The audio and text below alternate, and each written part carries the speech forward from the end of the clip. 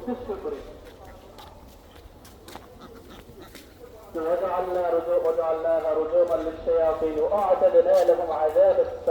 এরপরে বলেছেন শুধু কি শয়তানের জন্যই আমি নক্ষত্রগুলোকে বানাইছি, তোমরা কি এরকমই মনে করো?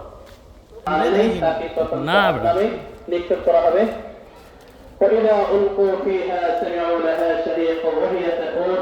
যখন জাহান্নামের মধ্যে নিক্ষেপ করা হবে তখন সেই ব্যক্তি জাহান্নামী ব্যক্তি দেখতে পাবে জাহান্নামের যে রূপ রয়েছে, জাহান্নামের রূপটা কেমন হবে, যে তামাইয়াজু মিনাল গায়জ, জাহান্নাম তার যে ক্রোধ রয়েছে তার ক্রোধে রোষে ফেটে পড়বে। কারণ কি বলেন তো?